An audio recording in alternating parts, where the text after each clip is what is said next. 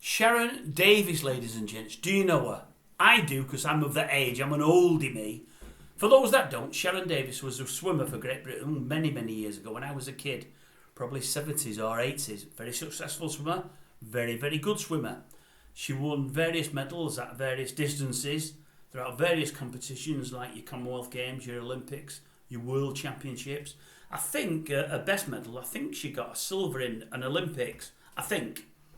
And I think in that very same Olympics, the person that beat her was from Germany, or GDR as it was, and I think the German Democratic Republic. It's weird what Sharon's doing now. Sharon, years and years after she swam, is fighting against males on two fronts. Now, when I say she's fighting males, it's not quite that. And I'll explain more. It's all a bit weird.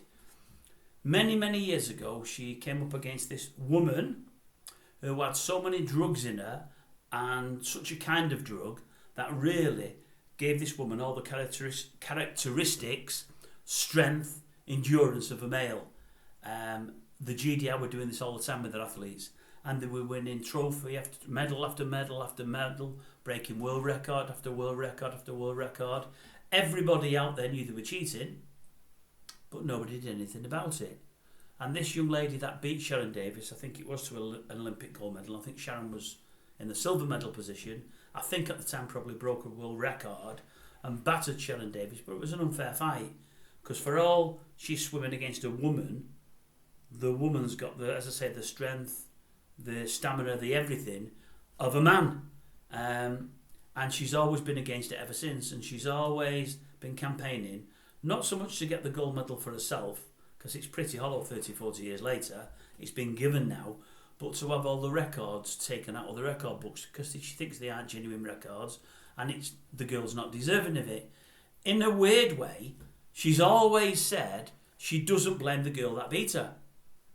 She blames the German authorities because they made her take these jabs. Had this girl not took them, they'd have done it to another swimmer, and the other swimmer would have beat Sharon Davies. So it was a corrupt system, as I say, that nobody did anything about. And Sharon Davies has never blamed the young girl. It's just where she's grown up and she's been forced to do it. She probably not wanted to do it. All these years later, now we get into more to today, or over the last 3 or 4 years to be exact, you've had more and more men coming into women's swimming and women's sport in general. These men that are now a gender, changing gender, they may be taking a different kind of drug to bring the testosterone levels down. They may be having bits and pieces locked off the body. They may not be, but either way they identify now as women, and similar things are sort of happening again because you've got men who say they're women racing against women, usually beating women because they're just so much physically stronger, so much more stamina, so much more everything.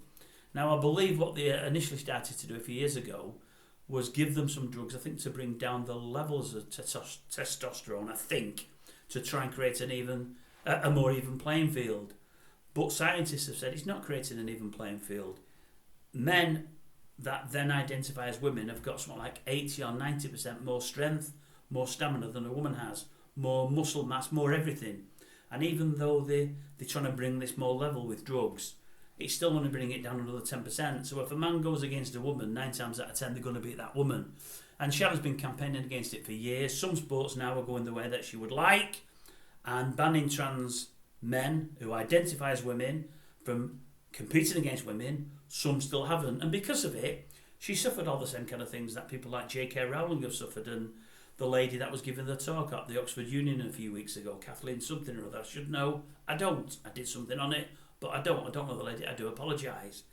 And for 4 years now, they've absolutely battered Sharon Davies for having a voice, for having an opinion. More importantly, for having an opinion that doesn't fit with theirs.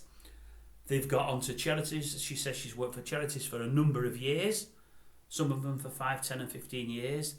The trans lobbyists or activists have targeted these charities and said I think it's a transphobe.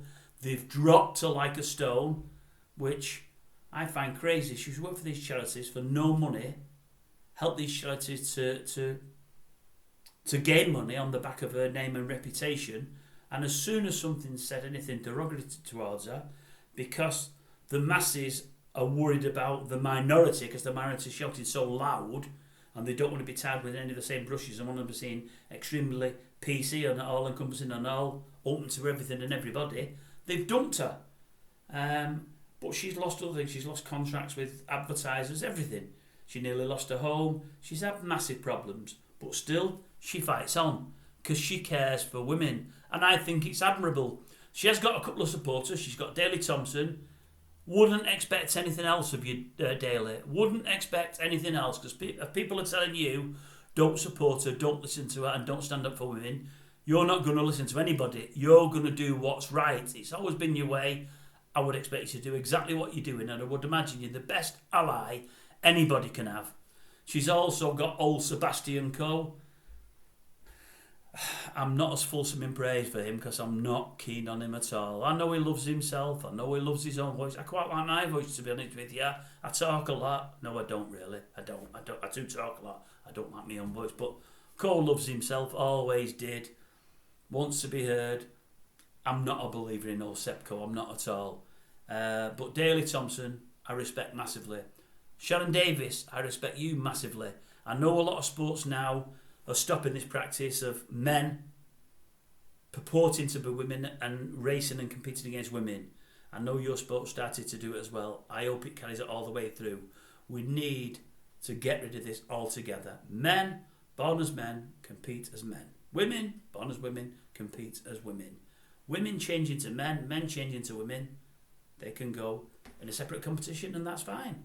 That's fine. I've also got no problem with women changing to men competing against men because at least it wouldn't be unfair on the men, it'd be unfair on the women that are changing to men because they're not going to win. I have got a problem with cheating, and if I'm a bloke and I lop on a dress and a bit of makeup and tell people I'm a woman and I want to compete against women, I'm only doing it for all the wrong reasons. I'm doing it because I think at the outset I've got an unfair advantage, which to my mind makes me a cheat. And I don't like to cheat, so I wouldn't do that. The ones that I think shame on them myself, but then again, that's just my opinion. But Sharon Davies, I like you. I like what you're doing. Don't listen to the haters. Don't be put off. Carry on with what you're doing, and I hope that you win out in the end. You've got common sense behind you, and you've got right behind you, so that should be enough. As I say, the masses need to stop listening to this minority that want to tell everybody how the world should be run and that it should be run the way that they want it. That isn't how things should be. Well done, Sharon.